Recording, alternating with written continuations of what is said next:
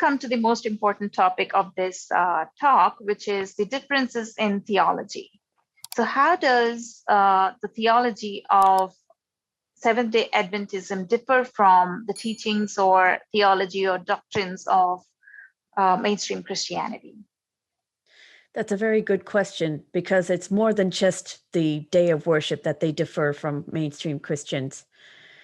And they often propound on prophecy. They study a lot the book of Daniel and Revelation, and their interpretations differ greatly from the interpretations of mainstream denominations. In fact, many mainstream denominations do not even emphasize end times prophecy. They choose to ignore it altogether. But there are a few, like evangelicals, that are big on end times prophecy. I'm sure you've heard of the Left Behind series. Mm-hmm. Yes, but Seventh-day Adventists have a different spin on it than what you might see in those Left Behind books. For our viewers, would you describe a little bit about what the Left Behind series is? Tim LaHaye, right?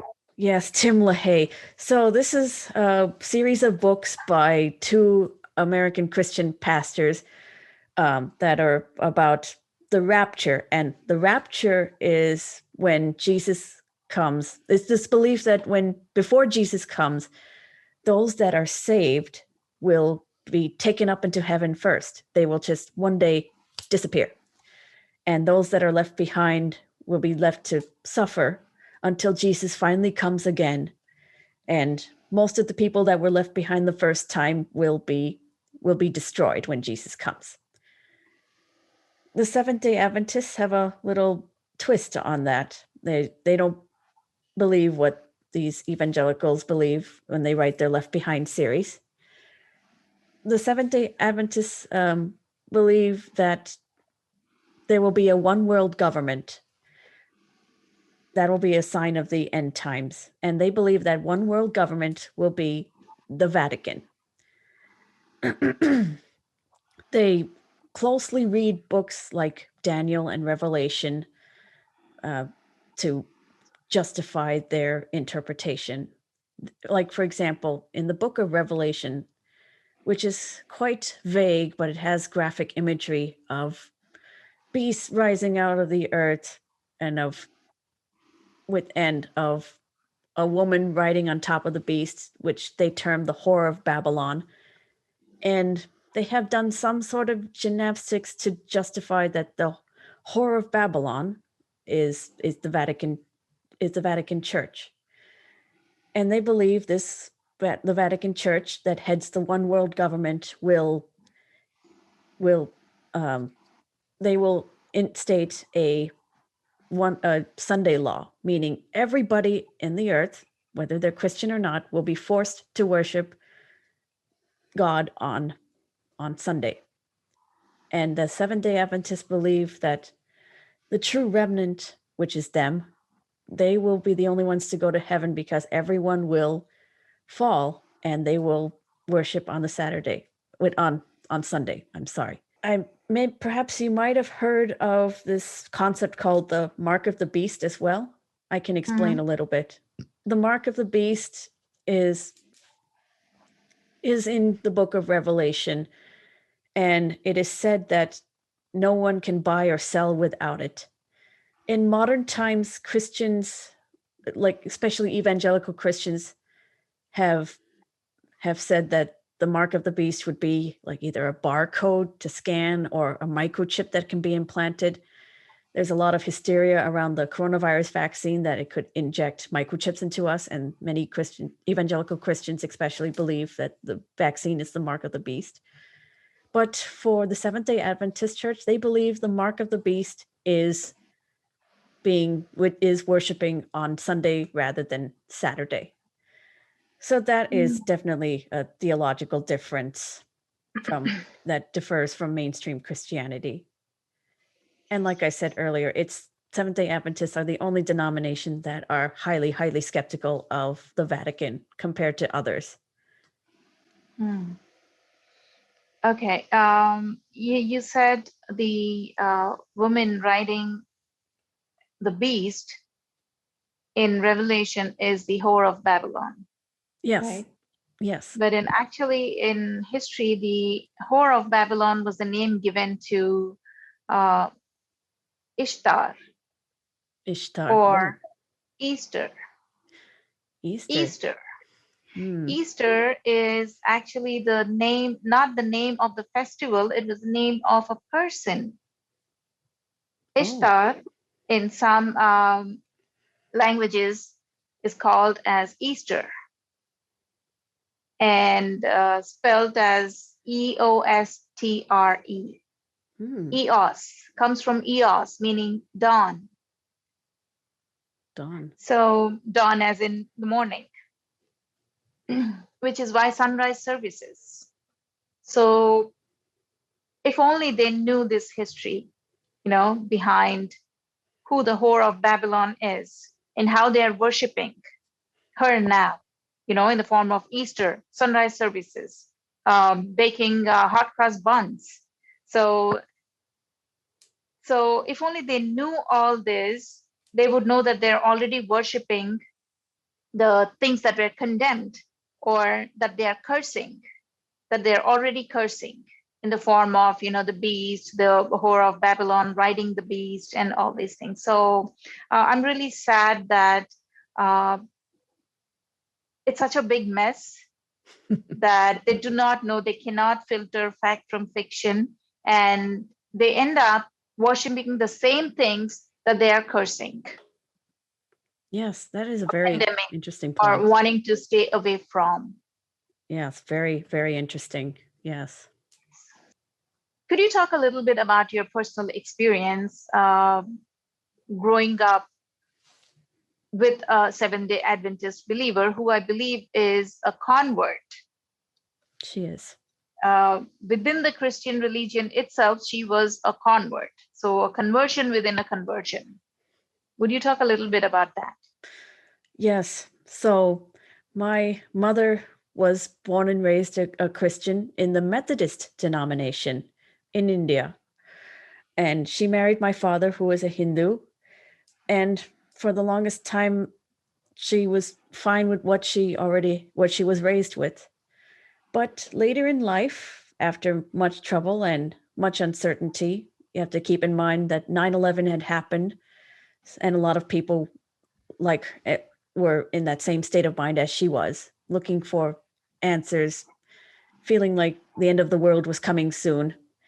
So my mother was drawn towards the Seventh-day Adventist denomination for that reason. As I said earlier, the Seventh-day Adventists are very big on prophecy and their interpretations on prophetic books like Daniel and Revelation. She came across a seminar by one Seventh-day Adventist ministry called Amazing Facts, which holds video seminars all the time on their interpretation of prophecy. That was her hook into the Seventh-day Adventist denomination. At first, she used to go to church by herself, but then eventually she started bringing my brother and I. And then we attended regularly for about a year when she decided she wanted to become a baptized member of the Seventh-day Adventist denomination. And she coerced my brother and I into becoming Seventh-day Adventists as well. I want to pause you here. You said baptized into the Seventh-day Adventist denomination. She was already baptized to be a Christian, right? Yes. Methodist, a different matter, but she was a Christian. She was baptized. Yes, she was. So does anybody coming from another denomination have to be baptized all over again into Seventh-day Adventism? Yes, they are told to get baptized again. I think this is another difference this is another reason why Seventh-day Adventism should be considered a cult, because you get initiated into a cult. Yes, they believe they're very much different from the other denominations, and they want you to, quote unquote, start over, so to speak. Okay. Yeah. Please continue your story. So she wanted to get baptized into the denomination. Yes. Okay. There, one key difference between Seventh-day Adventists and other denominations is they don't do infant baptism. they wait until a child is considered of age, so around the age of 12 or so. Then they believe when the child is ready, the child will be ready then to decide if they want to become baptized or not. And a child is ready at 12 to understand the implications of eternal life, burning in hell, the whore riding the beast at 12. That's what they believe, and it bears similarity with in the Jewish religion. They have bar mitzvahs and bat mitzvahs for children when they turn 12 or 13. That's what they follow. That's what they believe is the age of accountability. Okay.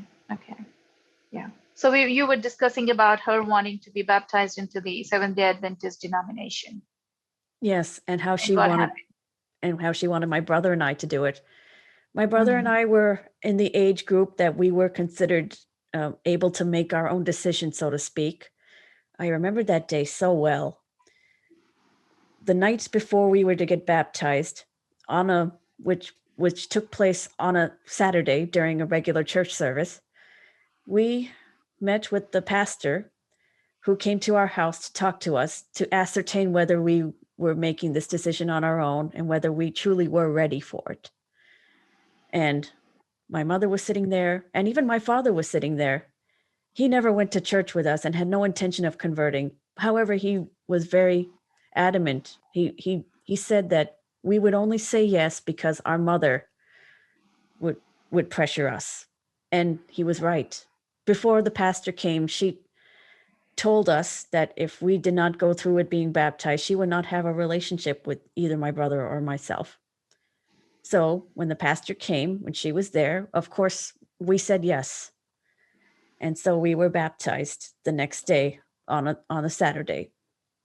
So you said your dad was a Hindu. That's correct. When your mom married. So I still wonder what she was thinking. Did she think she could convert him? But you don't have to answer that. It's just my thought. So did she allow you and your brother to meet your father? Or was she afraid that he would influence you both? Yeah. Funny story. While my mother was going deeper into Seventh-day Adventism, my father was going on a different spiritual path. He was learning what's called passage meditation, and he was getting deeper into that. One day, he brought back the prayer of St. Francis, which is a passage that practitioners meditate on, one of many, and they draw from different spiritual traditions. Even bringing back the prayer of St. Francis was enough to make my mom livid because, of course, St. Francis is a saint in the Catholic tradition. And of course, the Catholic Church is the beast, according to Seventh-day Adventists. But even that was considered heretical and bad influence from the outside. So as much as she could, she discouraged my brother and I from ever talking to my dad and asking him what he believed. I don't know if she had any intention of converting him. He wouldn't do it anyway. I think this was just her way of exerting control over both my brother and I and keeping us away from him more so than anything. So very much like a mini cult within the larger Seventh-day Adventist cult. So did your father, as a Hindu, ever try to influence you or talk you out of Seventh-day Adventism? Did he try doing that? The only time I saw him voice his opposition was when the pastor was there. But other than that, he didn't really oppose my brother and I exploring and embracing this spiritual path, even if we embraced it not against our will, pretty much. He very much believes that each of us have our own path, and that keeps with the dharmic mindset that we all have our own individual paths to seek the divine, to seek Bhagavan or God, however you want to call divine. So he never really interfered. And I sort of wish he would sometimes, especially with knowing what I know now and experiencing what I did in such a cult-like environment. Even he says that he could have done more, because even now he knows better about the Seventh-day Adventist denomination and the ways they control people. So Maya, before I let you go, you just said that you sometimes wish that your father interfered and stopped you or taught you. So do you still hold on to that baggage now, or have you moved on? I don't really hold on to that baggage. I know my father made mistakes, and he has admitted to that. That's made it easier to forgive him. And I have to see it from his point of view. He had no idea what he was up against, and he was, distressed, and that can sometimes lead to inaction because you feel helpless. And I can imagine how helpless he must have felt in losing control of both my brother and I, and losing any sort of influence with us. I would say that I have moved on. I officially broke ties with Seventh-day Adventism as well as Christianity as a whole 4 years ago. And what I've learned about not just the Seventh-day Adventist denomination, but about Christianity has helped me to realize that there's no need for this cult to have a hold on me, that it's all just man-made and consists of psychological and emotional manipulation.